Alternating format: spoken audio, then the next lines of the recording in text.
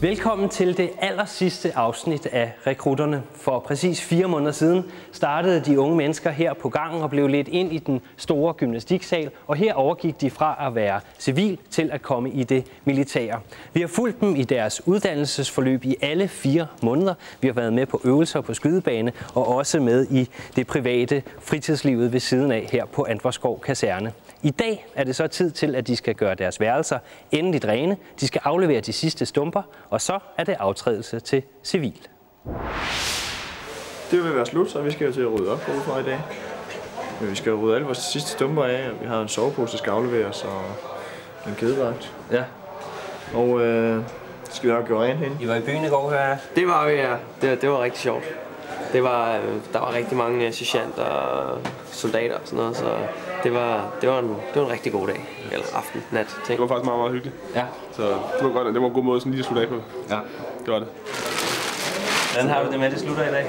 Jeg synes, det er lidt trist. Det synes jeg faktisk. Altså, vi var på kontroløvelsen, og der var fuldstændig smadret. Man gik med den der kæmpe store rygsæk og tænkte bare, jeg kan ikke vente på, det her er forbi.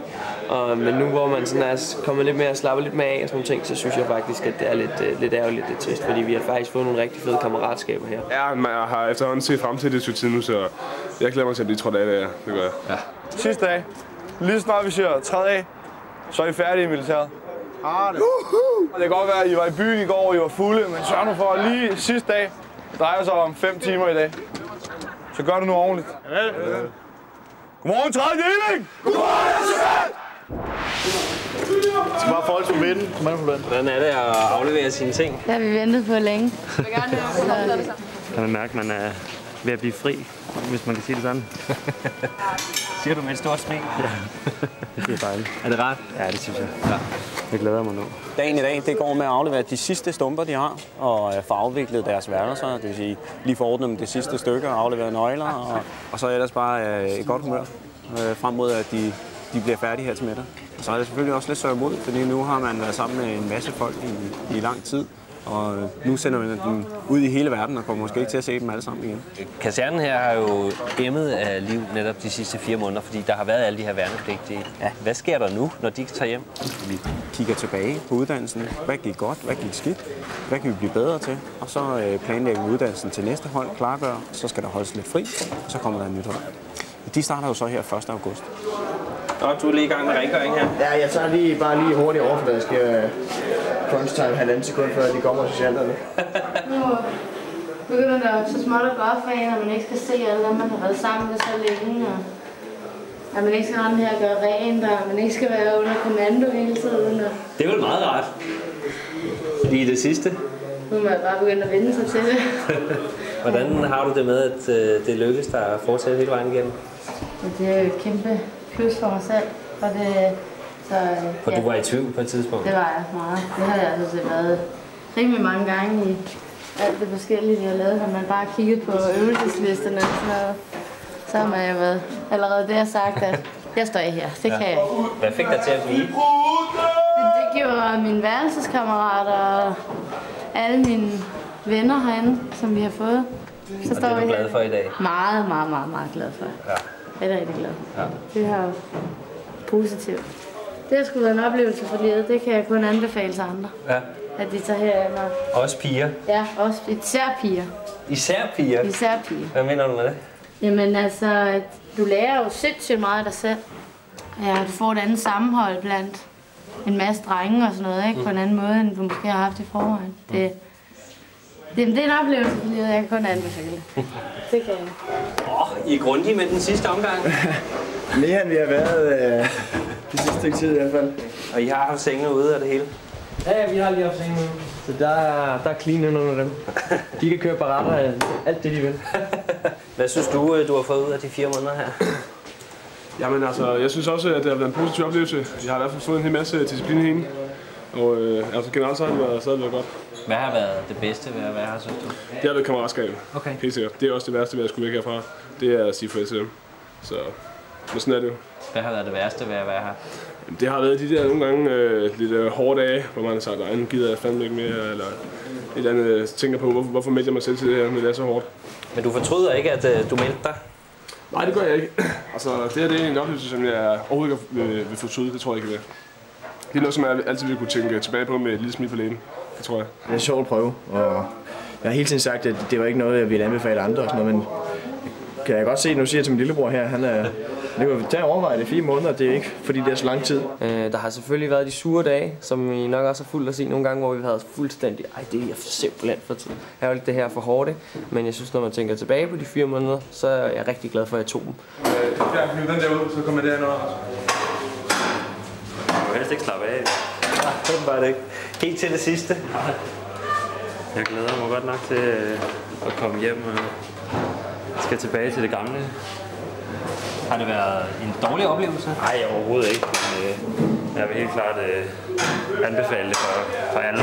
Hvorfor? Jeg synes, det er noget, alle skal prøve. Jamen, jeg synes, det er en fed udfordring og godt kammeratskab og sammenhold, man får herinde. Det synes jeg har været rigtig fedt. Du har blevet tvunget til de her 4 måneder. Ja. Og det var du ret træt af lige, da du kom ind. Ja, meget. Har det ændret sig? Ja, det har det. Ja, jeg skulle bare vende mig til det og sådan noget, og så bliver jeg sådan lidt glad for det.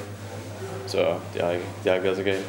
Vi skal lave en stuekontrol af rengøring. Er der høje krav om, hvordan Ja, der er rigtig høje krav. Det skal være fuldstændig skinnende. Så det er faktisk den skarpeste kontrol, der er på hele forløbet? Lige præcis. Har I gjort ordentligt rent? Ja. Nu må vi se.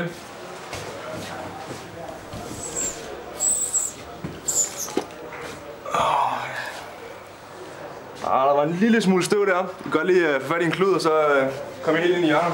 Ja, vel. Vi sender bare i værk. Med det samme. Sådan noget her på væggene. Det kan også komme af. I kan også godt komme længere ind i krogen her. Ja. Der er også fyldt med støv. Det er ikke godt nok. Nej, det er simpelthen ikke godt nok. I kan sgu også godt komme helt ind bagved deroppe. Der var lidt stikkontakt, der var en lille smule støv på, ja. Det skal også fjernes. Jeg troede, I havde gjort det helt i bund. Der er næsten ikke, jeg kan ikke sige noget umiddelbart. Det kan godt være, at hvis vi bliver med at pille længe nok, så falder pusset af, og så kommer der selvfølgelig lidt, jo. Må man til at kende sin gruppe som gruppefører, som du har været? Ja, det gør man. Man kommer tæt ind på livet af dem, finder ud af, hvordan de er som personer og sådan noget. Så det er også en afsked for dig? Ja, det er det. De har været godt at lære dem at kende. Skal vi med jeres husnøgler? Ja. I skal tage alle jeres big bag. Og jeg mener det hele, for I kommer ikke tilbage. I skal stille ud til resten af 3. del. Og husk lige at lukke vinduerne. Hvordan føles det at aflevere nøglen? Det er en skøn følelse. Er det det? Det er en slags frihed, ligesom at få kørekort. Men du er da ellers glad for at være her? Ja, men det er også, jeg står med en blandet følelse lige nu, fordi på den ene side, så er jeg ret glad for at få mere tid til at se kæreste, familie og venner. Men på den anden side, så kommer jeg til at savne det lidt. Jeg har fået meget ud af det, synes jeg. Jeg har ændret mig rimelig meget som person også. På den gode måde. Ja, hvordan det? Jamen, jeg føler, at jeg er blevet mere positiv. Jeg var meget doven, inden jeg kom ind her. Så jeg er blevet lidt mere hjælpsom derhjemme, og jeg generelt bare kunne tage mig lidt mere sammen. Sådan forskellige situationer. Hvorfor tror du, at det er opstået henne?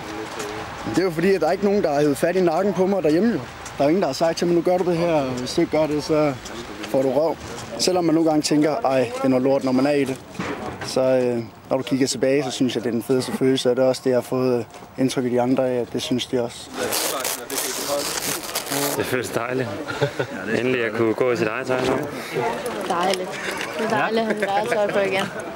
Det er så underligt at se sin deling uden militærklons på. Ja. Er I helt færdige med dem? I den her enhed, hvor vi er, der er vi sådan set færdige med dem. Og så overgår de jo til totalforsvarsregisteret, hvor de vil stå de næste 3 år. Og er klar til at kunne rykke ud, blive indkaldt i tilfælde af større terroranslag eller i tilfælde af en større naturkatastrofe. Der er mange af de unge, som jo siger i dag, at de har været rigtig glade for, at de har været hårde ved dem, og glade for nogle af de aller værste oplevelser i virkeligheden. Kommer det bag på dig?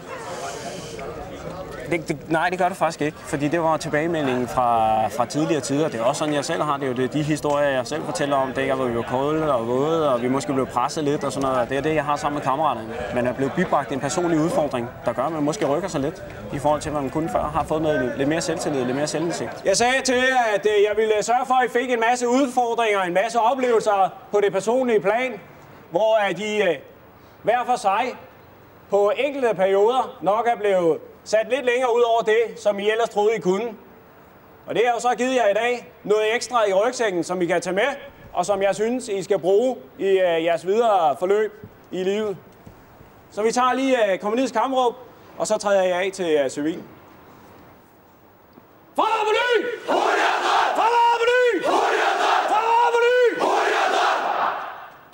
Og så den længe ventede ordre til civil. Træd! Af! Go!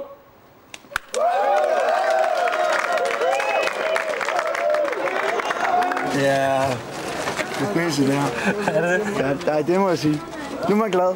Man kan ikke lade med at smile, altså det var... Der er afsked hele vejen rundt, ja. Folk de er lige ved at sige det sidste vel. Det gav lidt gåsehud, synes jeg. Det var ret fedt. Vi skal ikke møde på mandag og ud og kravle i mudder og fryse og sådan noget. Hej Marie. Det har været hyggeligt.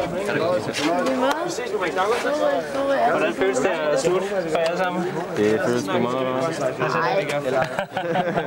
Nej, det er sådan lidt vemodigt, fordi så skal man sige farvel til de her folk her. Men det er også lidt godt at slippe. Ja. Jeg er så glad for det. Hvad skal du ud og lave nu? Jeg skal lige arbejde som SFO-pædagog i et par måneder, og så... Det er noget helt andet. Det er noget helt andet.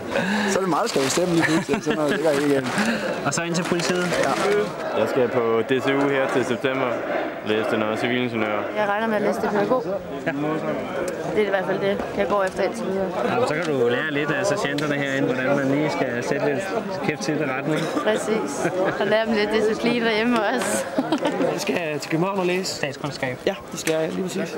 Så det bliver også spændende. Det glæder jeg mig rigtig meget til. Det er ikke helt det samme. Det er overhovedet ikke det samme. Så det bliver også lidt mærkeligt, om man kan omstille sig så meget. Ikke?